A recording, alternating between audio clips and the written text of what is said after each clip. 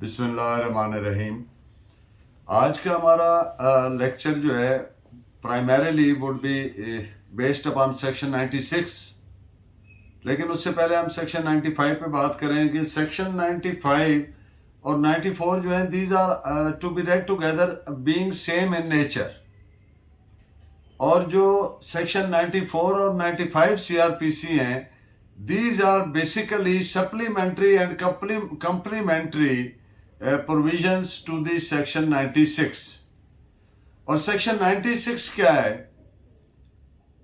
कि search warrant कब जारी किया जा सकता है, क्या जर्नल सर्च वारंट जारी किया जा सकता है, क्या किसी ऐसी सूरत हाल में कि फलां गेस्ट हाउस है, वहां पे कोई लोग आर एंगेज्ड इन सेक्स, कोई जिना हो रहा है, तो क्या पुलिस वाला वहां रेड कर सकता है। तो इसके अलावा बेशुमार मेन पॉइंट्स पे हम डिस्कस करेंगे। तो to start with section 95 CrPC, ये सेक्शन अनेक्ट की गई सिर्फ एक चीज को कवर करने के लिए कि अगर अदालत जरूरी समझे कि किसी इन्वेस्टिगेशन, इंक्वायरी या ट्रायल के लिए या सीआरपीसी के तहत किसी दीगर प्रोसीडिंग जो चल रही है, तो उसके लिए ऐसा डॉक्यूमेंट या थिंग, एनी सच डॉक्यूमेंट और thing which is lying in the custody of postal authorities, तो उनको हुक्म दे सकती है अदालत कि ये चीज, ये हुक्म नहीं दे सकती कि इसको फलां तफ्तीशी ऑफिसर यानी आईओ के पास पेश करे या अदालत में कि इसको डिलीवर करे टू सच पर्सन। वो कोर्ट मुकर्रर करेगी कि फलां आदमी के पास इसको रखवा दे। और इसको दूसरी बात कि अगर मैजिस्ट्रेट या डीएसपी रैंक का आदमी ये समझे, हैज रीजन टू बिलीव कि ये जो डॉक्यूमेंट या चीज पोस्टल अथॉरिटीज की कस्टडी में है, ये जरूरी है फॉर इन्वेस्टिगेशन और as earlier I have stated, तो फिर उसको किसी आदमी को मुकर्रर कर देंगे कि उसको डिलीवर कर दें और वो इसको डिटेन रखे till further order of the court. तो ये उसका लुबे लुबाब है सेक्शन 95 का।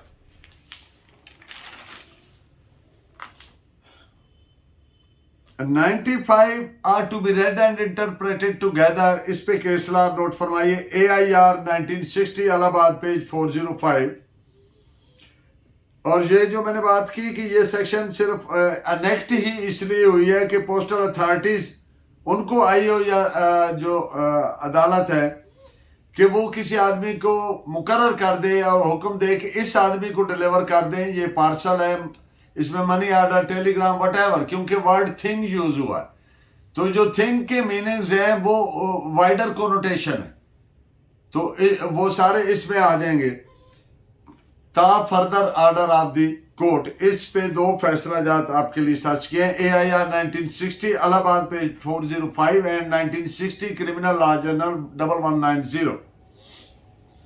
ये जो मैंने बात की, document or thing, words are of general nature and would cover a postal or money order and any other things which are in thing की definition में आए या document की definition में आए, in both cases। So this is reported as AIR 1960 Punjab page 412। अब बात करते हैं सेक्शन 96 की कि सेक्शन 96 क्या है कि अदालत इसके तहत सर्च वारंट जारी करती है सर्च के लिए या इंस्पेक्शन के लिए। तो वो क्या क्या सूरत हाल होंगी, कब जारी करेगी।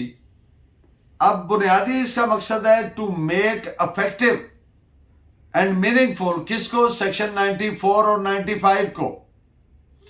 अब अगर अदालत को पहली सूरत हाल वारंट जारी करने की पहली क्या अदालत देखेगी, if the court has reason to believe. अब ये जब लफ्ज आ जाता है रीजन टू बिलीव, तो इसमें कोर्ट पाबंद होती है कि वो रीजन तहरीर करे, रिकॉर्ड करे कि उसके पास क्या मटेरियल उसके सामने है जिसकी वजह से ही has come to formulate that one opinion. किस बेस पर उसने वो ओपिनियन अपनी फार्मुलेट की है। अगर उसके पास ये रीजन टू बिलीव है तो क्या कि जिस आदमी को समन किया गया है या रेक्विजिशन की गई है कि फला आदमी को डिलीवर कर दें, यानी बोथ सेक्शन 94 और 95 के तहत, और कोर्ट को ये इस चीज का उम्मीद है कि ये नहीं ऑर्डर ओबे होगा, तो फिर कोर्ट सर्च वारंट जारी कर सकती है। Number 1 reason. दूसरी वजह यह है कि अगर अदालत हैज रीजन टू बिलीव कि पता ही नहीं है कि ये कौन सा वो मखसूस पार्टिकुलर शख्स है जिसके कब्जे में, तो फिर वो वारंट जारी करती है, सर्च वारंट, इंस्पेक्शन वारंट। इसके मकासद क्या है, किन के लिए ये करनी है जारी? कोई इन्वेस्टिगेशन, इंक्वायरी या ट्रायल या कोई ऐसी proceeding which is being conducted under CRPC, तो उस सूरत में फिर कोर्ट को इख्तियार है कि वो सर्च वारंट या इंस्पेक्शन वारंट या जनरल वारंट, ये बड़ी अहम बात मैं कह रहा हूं, जनरल वारंट, जनरल सर्च और इंस्पेक्शन वारंट जारी कर सकती है। अब जो ये चीज रिकवर हुई और वो डॉक्यूमेंट जो वहां पर अगर डॉक्यूमेंट रिकवर किया तो उसकी जो इंस्पेक्शन है वो अदालत की मौजूदगी में सिर्फ वो शख्स कर सकेगा जिसको अदालत ने डायरेक्ट किया है। और दूसरी बात, अगर बुक्स हैं तो सिर्फ उस बुक का इंस्पेक्शन किया जा सकता है, पेरूज किया जा सकता है जिसका सर्च वारंट में जिक्र है। तो इस पे ये जो मैंने बात की कि section 94 and 95 are a corollary कह लें या सप्लीमेंट्री या कप्लीमेंट्री कह लें या उर्दू में ततिम्मा कह लें, तो ततिम्मा का क्या मकसद होता है? अक्सर ये वर्ड यूज होता है, इसलिए मैं चाह रहा हूं कि मैं इसको बिल्कुल क्लियर कर दूं। ततिम्मा इंग्लिश में कहेंगे which something which is added afterwards. एक बंदे ने किताब लिखी, अगले साल एक और चैप्टर उसमें ऐड कर दिया, तो ये जो नया चैप्टर ऐड किया ये ततिम्मा है। It has been supplemented with the main thing. तो ये जो 94 और 95 है ये सप्लीमेंट्री है, किसके साथ? सेक्शन 96 के साथ। और दूसरी बात कि ये जो इख्तियार है सर्च वारंट का, अब सर्च कहां पे होनी है? घर पे अगर होनी है तो एक फंडामेंटल राइट है, राइट ऑफ वो सैंक्टिटी है, प्रिवेसी है। तो वारंट जो है that will be amounting to deprivation of liberty. और घर में अगर दाखिल होना है तो उससे प्राइवेसी और चादर चार दीवारी का जो तकद्दस है वो मजरू हो सकता है। तो इसलिए इन चीजों से बचने के लिए जरूरी है, वो कहते हैं ना कि घर एक जन्नत है, home is the castle of every person. तो कोर्ट ने इसको बहुत जस्टिफाइबल, जब नागजीर हो, जब इंतहाई जरूरी हो, जब इसके अलावा कोई रास्ता ना हो और केस जिसकी तफ्तीश हो रही है या ट्रायल है या इंक्वायरी है उसके लिए इंतहाई जरूरी है कि क्या जरूरत है, एंड नेसेसिटी क्या है, to reach a just conclusion, इंसाफ पर मबनी फैसला करने के लिए वो इंतहाई जरूरी हो, सिर्फ उस सूरत में कोर्ट जारी करेगी। और यहां पे बात ज़हन में रखें कि वर्ड कोर्ट यूज हुआ है, अदालत, मैजिस्ट्रेट के साथ वर्ड कोर्ट यूज हुआ है। तो जब कोर्ट यूज होगा तो क्या एक्सपेक्ट किया जाता है? एप्लीकेशन ऑफ जुडिशियल माइंड, और judicial mind is always used judiciously. तो इसलिए इन पॉइंट्स पे आपके इस्लाह नोट कीजिए। AIR 1946 Lahore page 456। सेक्शन 96 को इस पॉइंट पे चैलेंज नहीं किया जा सकता कि ये जो फंडामेंटल राइट्स हैं, right of privacy, right to life और फ्रीडम जो है, इन पे कि ये फंडामेंटल राइट्स हैं और ये एक्सरसाइज नहीं हो सकती। इन पॉइंट्स पे नहीं किया जा सकता है, इसको इलीगल डिक्लेयर नहीं किया जा सकता। इस पे आप लिखिए कि इसरा AIR 1954 supreme court 300।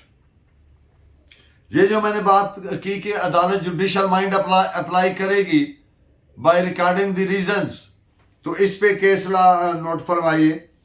AIR 1954 supreme court 300।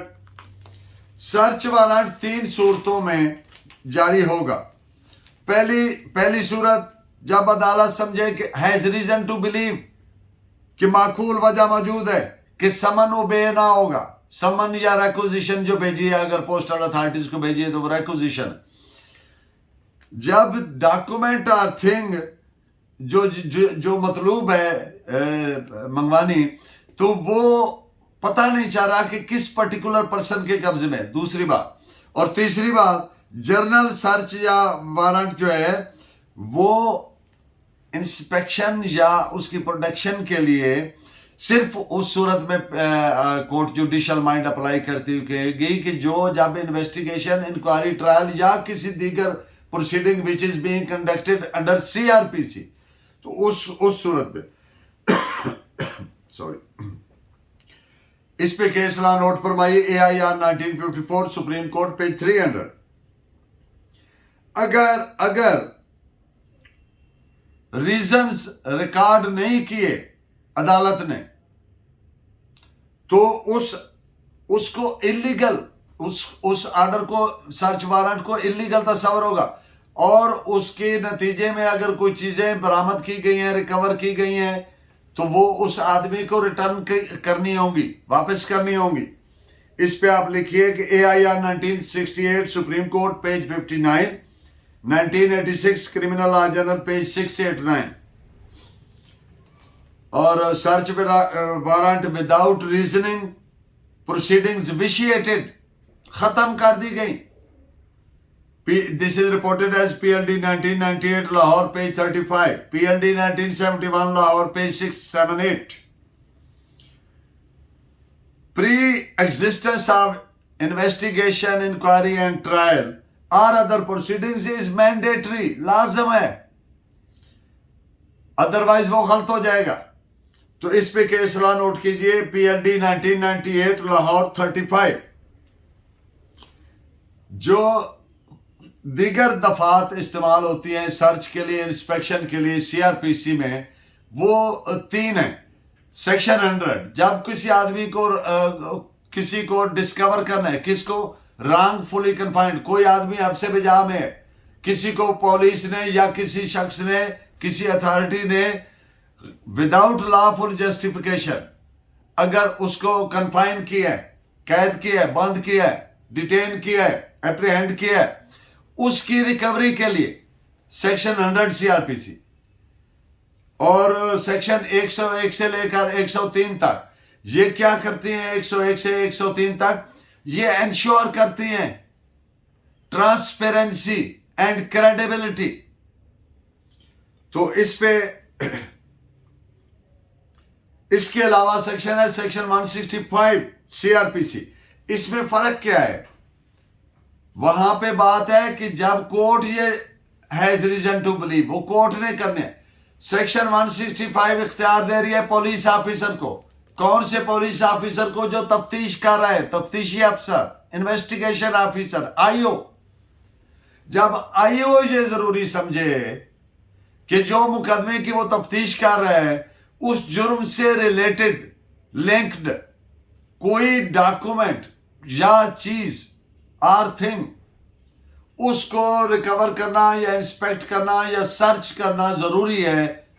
और वो ये समझता है कि अगर उसने बाकायदा कोर्ट से जाके वारंट लिया तो ये जो एविडेंस है जाया होने का खतरा है। इसमें टाइम, उसके पास टाइम नहीं है, इमरजेंसी सूरत हाल है, तो फिर वो आज खुद सर्च कर सकता है।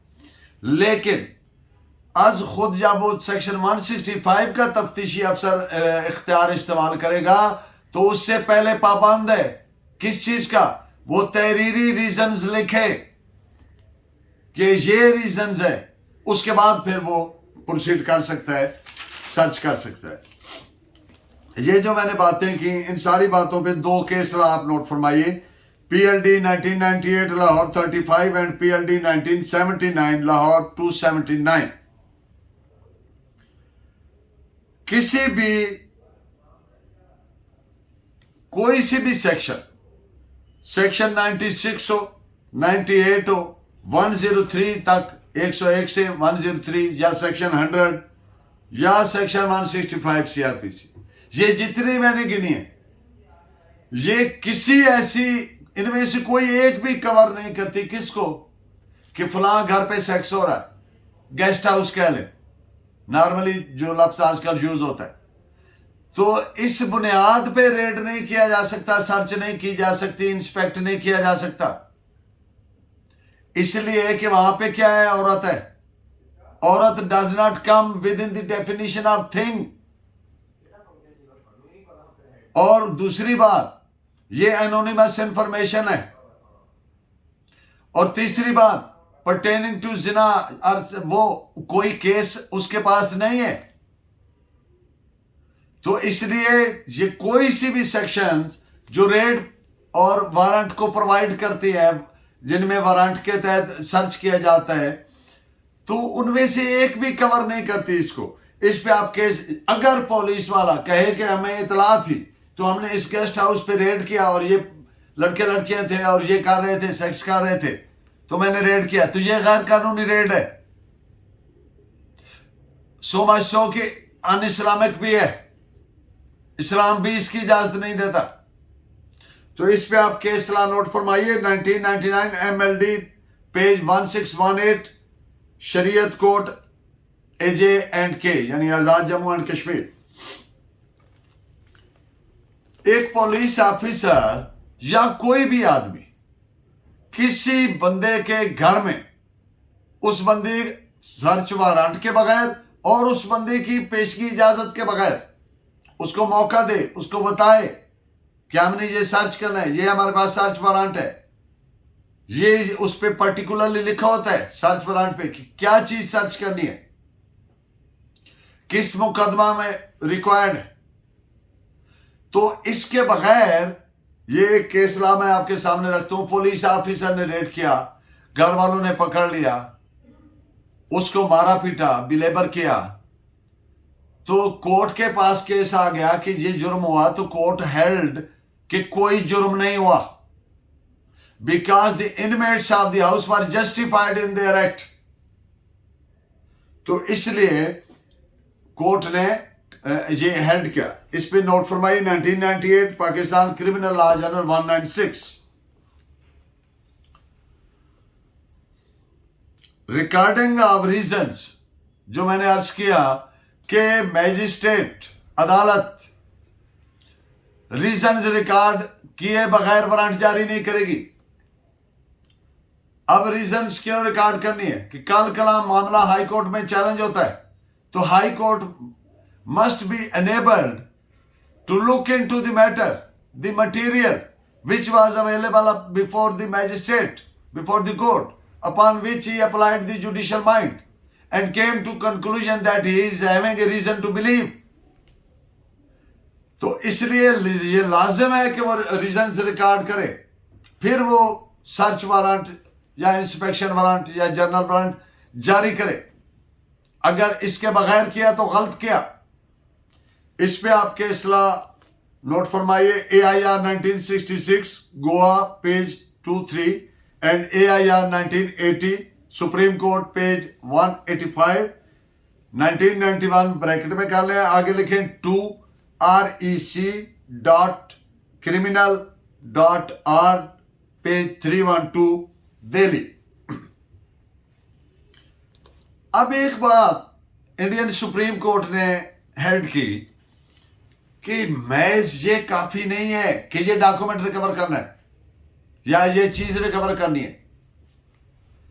इसमें कोर्ट ने बड़ी एहतियात के साथ अपना जुडिशियल माइंड अप्लाई करते हुए वो criteria as I have stated earlier कि इंसाफ के तकाजे पूरे करने के लिए इन्वेस्टिगेशन, इंक्वायरी या ट्रायल या दीगर प्रोसीडिंग उनके लिए इंतहाई जरूरी है और वो पेंडिंग होनी चाहिए, तो फिर ही वो उसको रिकवर कर। अदरवाइज ये नहीं है कि बस लाइट से मैटर है चलें देख लेते, ऐसे नहीं कर सकते।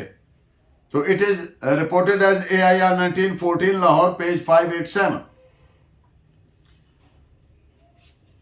अब जो मैंने पहले बात की कि औरत इज नॉट ए थिंग, तो जिना या सेक्स हो रहा है तो किसी गेस्ट हाउस में ये रेड किया, तो वो जहां पे वर्ड यूज हुआ है डॉक्यूमेंट आर ए थिंग, तो वो थिंग की डेफिनेशन में नहीं आती। इस पे केस लॉ नोट करें आप, 1907 6 criminal law journal page 38, general search warrant. General search warrant can only be issued under section 96 for the sole purposes of required in some investigation, inquiry, trial or other proceeding, और इंतहाई जरूरी है उसके लिए, किसके लिए, एंड पे कि इंसाफ के तकाजे पूरे करने के लिए। तो सिर्फ एक ही सेक्शन है जिसके तहत जारी किया जा सकता है और वो है सेक्शन 96। सो इस पे आप रिपोर्ट फरमाइए। AIR 1957 Orissa page 130। A warrant may be issued for the purposes of an inquiry about to be made। यहां पर एक मैं नई बात कर रहा हूं। पहले मैंने कहा कि इन्वेस्टिगेशन, इंक्वायरी, ट्रायल या other proceeding which are pending, यहां पे थोड़ी एक्सेप्शन है। इंक्वायरी किया था कि inquiry if it is in the pipe it is going to be commenced, और ये एप्रीहेंशन है, खदशा है कि जब ये शुरू हो जाएगी, बुला लिया जाएगा, तो ये जो सो कॉल्ड अलेजेड अक्यूज्ड है ये उस चीज को, एविडेंस को गायब ना कर दे, वो डॉक्यूमेंट्स को छुपा ना दे। उस तरह की अर्जेंट सिचुएशन को मीट विद करने के लिए, ताकि पीस ऑफ एविडेंस जाया ना हो, तो इंक्वायरी शुरू होने वाली हो तो भी ये सर्च वारंट के तहत document or thing can be searched और inspected and taken into custody if so required. तो it is reported as AIR 1940 Calcutta page 97। एक बात जो कोर्ट पे एहतियातन लाजम है कि ये जो जनरल सर्च वारंट है ये बहुत बड़ी एक पावर इख्तियार इस्तेमाल होती है, इसको बड़ा स्पेयरिंगली यूज करना है इंतहाई मजबूरी की हालत में। इससे बचने के लिए कि search warrant general search warrant के जुमरे में ना आए, उसकी कैटेगरी में ना आए, तो कोर्ट को एहतियात लाजम है वो स्पेसिफाई कर दे।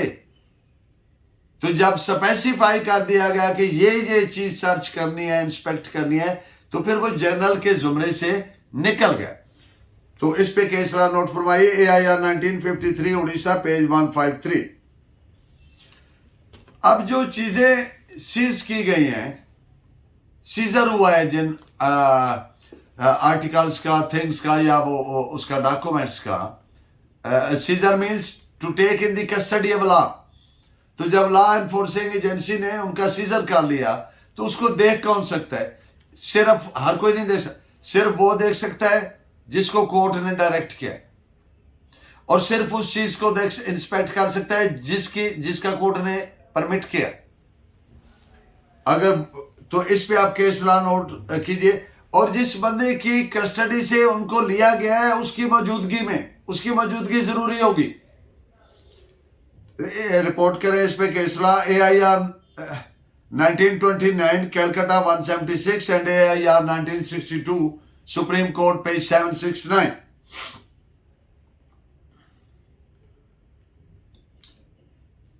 और एक और भी नोट फरमाइए, 1888.15 कैलकाटा पेज 109। इसमें भी वही चीज ऐड की गई है कि जो डॉक्यूमेंट्स या चीजें रिकवर हुई हैं वो कोर्ट के सामने लाई जाए। कोर्ट मुकर्रर करेगी किस आदमी ने इंस्पेक्शन करनी है। अगर उसमें कोई बुक्स वगैरह हैं तो सारी बुक्स नहीं कर सकते, सिर्फ उस बुक को इंस्पेक्ट किया जाएगा उस हद तक जिस हद तक कोर्ट करेगी जिसका सर्च वारंट पर जिक्र है, बाकियों का नहीं।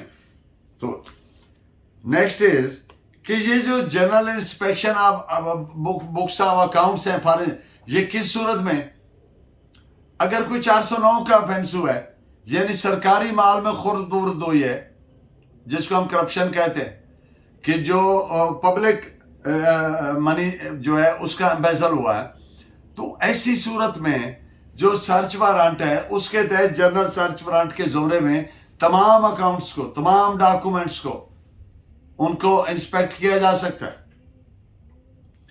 तो जो जो इदारे की पोजीशन से ली जानी है, अब ये कहाँ पे सर्च होनी है, रेड होना है, ये जिस इदारे के पास है, जिस अथॉरिटी के पास है। AIR 1980 इस पॉइंट पर सुप्रीम कोर्ट पेज 185। अगर एक आदमी वो कहता है जी आप मेरे से ऐसे ना करें, मैं श्योरिटी देता हूं, मैं बांड देता हूं, कि अदालत में आ गया, उसने चैलेंज कर दिया सर्च वारंट को और अदालत में कहा कि मैं बांड देता हूं कि मैं खुद पेश कर दूंगा, जब अदालत कहेगी तो उसको स्टे किया जा सकता है सर्च वारंट को। सर्च वारंट के खिलाफ उसकी एग्जीक्यूशन पर अमल दरामद रोकने के लिए कहां पर जाएगा? हाई कोर्ट में। तो हाई कोर्ट उसको स्टे कंडीशनली कर सकती है अगर वो अंडरटेकिंग दे कि मैं खुद पेश कर दूंगा, अदरवाइज नहीं। This is reported as AIR 1920 Calcutta page 83। और दूसरी अंडरटेकिंग की बात पे एक और पॉइंट पे भी अथॉरिटी नोट करें कि जब एक दफा एक आदमी ने अंडरटेकिंग दी तो वो उससे फिर रिजाइन नहीं कर सकता, स्टेप बैक नहीं कर सकता, मुनरिफ नहीं हो सकता। वो पाबंद है फिर उस पर एक्ट अपॉन करने का, ओबे करने का, क्योंकि 96 है ही ओबे करवाने के लिए। 94 और 95 के तहत रिक्विजिशन किया जाता है, समन किया जाता है। तो 96 की एनेक्टमेंट की वजह यही है to make effective the sections 94 and 95। अब अगर एक आदमी ने 96 में आके उसकी एग्जीक्यूशन सस्पेंड कराई, स्टे करवाई और अंडरटेकिंग दी कि मैं खुद पेश कर, तो फिर उससे वो पीछे नहीं हट सकता। So this is reported as 1971 SCMR page 232। Magistrate जो सर्च वारंट इशू करने का, जारी करने का इख्तियार रखते हैं, वो खुद मौके पर मौजूद होकर खुद अपनी मौजूदगी में भी सर्च करवा सकता है, खुद भी कर सकता है, अपनी मौजूदगी में भी करवा सकता है। तो it is reported as AIR 1956 supreme court 389। अब जो सर्च वारंट को एग्जीक्यूट करने गए हैं ऑफिशियल्स, पुलिस ऑफिसर्स नॉर्मली जाते हैं, उनको आगे से कोई रेजिस्टेंस होती है, कोई उनको आगे इम्प्रॉपरली या अनलॉफुली रेजिस्टेंस का सामना है, तो वो उस रेजिस्टेंस को रिमूव करने के लिए जो मुनासिब ताकत हो वो उसका इस्तेमाल कर सकते हैं to overcome that resistance. This is reported as AIR 1956 supreme court page 44। और अगर कोई आदमी एग्रीव्ड है सर्च वारंट से और इस प्रोसीडिंग से, तो वो हाई कोर्ट में जा सकता है उसके खिलाफ। This is reported as 1958 Karachi 241। और in the end of the today's lecture, किसी भी इन्वेस्टिगेशन इंक्वायरी के लिए at the cost of repetition में कह रहा हूं इसलिए कि ये जजमेंट भी आप रिकॉर्ड कर सकें, वारंट जारी किया जाना बिल्कुल वैलिड है और जस्टिफाइबल है। इस पे आप केस रहा नोट फरमाई 1976 criminal law journal 50 double bench का फैसला है कैलकाटा हाई कोर्ट का। मैं हमेशा ये ख्वाहिश होती है कि मेरा लेक्चर आपके लिए फ़ायदा मंद हो। Keep watching. अल्लाह ने के बाद।